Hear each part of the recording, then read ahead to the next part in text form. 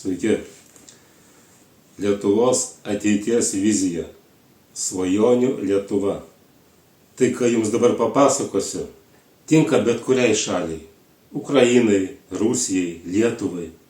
Labai keista, kad šiandien iš daugybės kalbančių, daugybės komentatorių, ekspertų, visokių politologų, ekonomistų, net nebando, net neketina kurti Lietuvos ateities vizijos. Taigi klausimas, kodėl niekas neturi Lietuvos ateities vizijos? Nėra sugebančių mąstyti į ateitį, į perspektyvą. Taigi aš pradėsiu ir, kaip sakant, duosiu visuomenį tokį impulsą, parodysiu kryptį teisingos visuomenės link. O gal tada ir visi kiti ten pradės apie tai kalbėti. Jiegi viską komentuoja. Gal ir šitą mano pakomentuos. Taigi mano sumąstyta ateities vizija yra saugi Lietuva, svajonių šalis, pinigai žmonėms. Jeigu taip trumpai. Važiuojam. Aš čia viską esu užsirašęs, kai ką paskaitysiu. Visi žinome, kad pinigai yra ekonomikos kraujas. Todėl svarbu, kad tas kraujas neištekėtų iš Lietuvos. Ir mano pasiūlymas įsteigti visuomeninį banką. Ir nustoti mūsų ekonomikos krauju maitinti užsienio bankininkus. Dabar, kodėl visuomeninis bankas, o ne valstybinis? Skirtumas tarp valstybinio ir visuomeninio labai didelis. Valstybinis bankas tai reiškia, kad bankas priklauso valstybei. Jį valdo tas, kuris tuo metu yra valdžioje. Banko pelną skirsto valdantieji, kurie dažnai tai daro į savo kišenes. Visi, kurie pritarė valstybinio banko steigimui, matomai tikisi ateiti į valdžią, kaip sakant, pripulti prie to lobio ir pasipelnyti, pasimaitinti visuomenės pinigais. Vienas turtingiausių žmonių pasaulyje, Rotšildas, yra pasakęs: duokite man teisę spausdinti ir kontroliuoti valstybės pinigus ir man bus nesvarbu, kas priima tos valstybės įstatymus. Mesgi suprantame, kad turtingiausias žmogus turėjo minti korupciją. Ašgi siūlau įsteigti visuomeninį banką ir dalį akcijų, pavyzdžiui 70%, išdalinti visiems mūsų piliečiams. Po vieną akciją. Kiekvienas Lietuvos pilietis, gavęs banko akciją, visuomeninio banko akciją, tampa banko bendrasavininku. Tai reiškia, kad banko pelnas neiškeliaus iš Lietuvos, jo negalės išvogti Lietuvos valdantieji, didžioji dalis banko pelno privalės būti paskirstyta tarp Lietuvos piliečių. Ir pinigai nusės į mūsų sąskaitas. Būdami visuomeninio banko akcininkais, žmonės savo santaupas, paskolas ir įkeistą turtą perkels į savo banką. Tokiu būdu visų Lietuvos gyventojų pinigai ir įkeistas turtas suplauks iš nepatikimų komercinių bankų į mūsų visų visuomeninį banką. Dabar gaunasi paradoksas. Užsienio kapitalistas Lietuvoje įsteigia banką, naudojasi mūsų pinigais, iš mūsų pinigų gauna pelną, jeigu įmonė ar žmogus laiku negrąžina kredito, atima paskutinį turtą. Faktiškai jiems negalioja netgi vaikų apsaugos įstatymas. O jeigu bankas bankrutuos, tai mūsų valstybė už jį garantuoja išmokas visiems indėlininkams iki 100 000 eurų. Mesgi suprantame, ką tai reiškia. Kad mūsų valstybė, tai mes visi, mums išmokės kompensacijas iš mūsų pačių kišenės. O banko savininkas, kuris prisidirbo ar ten prisigrobęs pinigų, savo švilpaudamas išeis. Toliau, visuomeninio banko akcijos neturėtų būti paveldimos. Ir jos negalima parduoti. Bus teisinga, jeigu banko akcininku taps kiekvienas naujai registruotas Lietuvos pilietis, tai yra naujagimis, ir banko akcija bus anuliuota piliečių mirus. Tai tokia akcija, kurios negalime nei parduoti, nei paveldėti. Esi gyvas, akcija turi numerį, viskas, akcija dingo. Mirus akcijos turėtojai, banko sąskaita, jis turi būti pagarbiai palaidotas. Ir tada banko akcija anuliuojama, kaip sakiau.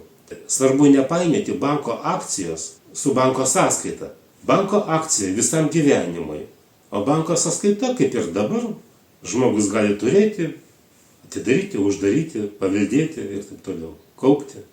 Tik tai visuomeninio banko akcijos atveju mūsų pensininkai pagaliau nustos kaupti pinigus savo laidotuvėms. Mesgi žinom, jie visi kaupia, dažnas kaupia. Tai itin aktualu.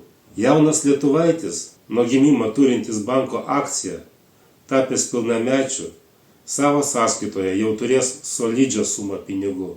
Todėl tokiai idėjai, aš manau, pritars ir pensininkai, ir jaunimas, ir verslininkai, ir visi. Į visuomeninio banko pavaldumą galima pervesti turto banką, regitrą, transporto priemonių patikrą, registrų centrą, LRT, tarkim, Lietuvos radiją ir televiziją. Galima įsteigti visuomeninės vaistinės, mobilaus ryšio operatorių, sanatorijas, reabilitacijos centrus ir taip toliau.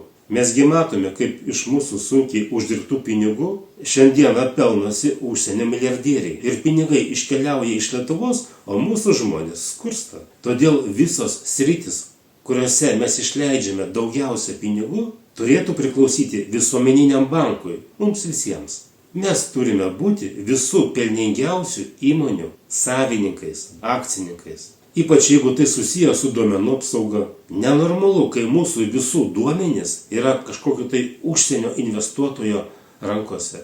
Visuomeninio banko akcininkų gali būti ir valstybė. Tarkim, 30% gali turėti valstybė. Kodėlgi ne? Akcijų santykis tarp gyventojų ir valstybės – diskusijų klausimas. Diskusijų ir visuotinio referendumo klausimas. Galbūt netgi taip. Toliau argumentai, kodėl valstybės įmonių nuosavybė yra pažeidžiama. Taigi pagrindinis argumentas visuomeniniam bankui yra saugumas. Faktas. Valstybės įmonės vadovas, ypatingai ilgametis vadovas, kuris susigyveno su įmonė ir jaučiasi jos šeimininku, laiku bėgant tokiems vadovams dažnai atsiranda noras tapti įmonės savininku. Faktiškai jie ir elgiasi kaip kone įmonės savininkai. Ir aišku, visada jie turi norą užvaldyti įmonę, kuriai vadovauja. Atsiradus tokiai galimybei. Tai įrodo ir mūsų istorija. Mes prisimename, kas ir kaip privatizavo įmonės, subyrėjus Tarybų sąjungai. Tiksliau, sugriovus Tarybų sąjungą. Tai buvo valstybinių įmonių vadovai. Būtent dėl šios priežasties užsienio spectarnyboms lengva įtikinti, užverbuoti įmonių vadovus, palaikyti perversmą valstybėje, pažadėjus, kad mainais leis privatizuoti įmonę už grašius arba atiduoti dykai. Taigi taip ir buvo. Prisiminkime, ką kalbėjo Tarybų sąjungos pagrindinis griovėjas Čiubaisas. Jis ten davė interviu lėktuve skrisdamas. Jis tada sakė, jokio skirtumo, už kiek bus atiduotos įmonės, gamyklos, už grašius, už dyką ar netgi už прiemoką. Tikslas – сugriauti Тарибу сąjungą. А мы знали, что каждый проданный завод – это гвоздь в крышку гроба коммунистов. Дорого, дешево, бесплатно, с приплатой. 20-й вопрос. 20-й. Она решила главную задачу – остановить коммунизм. Эту задачу мы решили. Taigi, Tarybų sąjunga mūsų akise buvo sugriauta. Ar mes pasimokėme iš tokios pamokos? Ar padarėme išvadas, kai banko arba įmonių akcijos priklausys ne valstybei, o visiems Lietuvos žmonėms, dingsta noras privatizuoti įmonę, kadangi tai neįmanoma. Akcijos jau yra visų Lietuvos žmonių nuosavybėje. Ir pabandyk iš žmonių atimti tai, kas yra jų nuosavybėje. Ir tai, ko negalima nei paveldėti, nei parduoti, nei kitaip atimti. Visuomeninio banko bankrotas faktiškai yra neįmanomas. Todėl toks bankas visiškai saugus. Ši idėja iš principo yra instrumentas mūsų tautos gelbėjimui iš skurdo, tautos suvienijimo, sutelkimo ir socialinio teisingumo instrumentas. Kadangi kiekvienas pilietis, turintis nuosavybėje banko akciją, jausis tikrų mūsų šalies Lietuvos šeimininku. Jeigu mūsų visuomenė dar turi proto ir išminties, visuomeninio banko įsteigimo idėja, šita vizija, sulauks didelio palaikymo. Būtent žmonės turėtų nuspręsti, kokios įstaigos priklausys visuomeniniam bankui.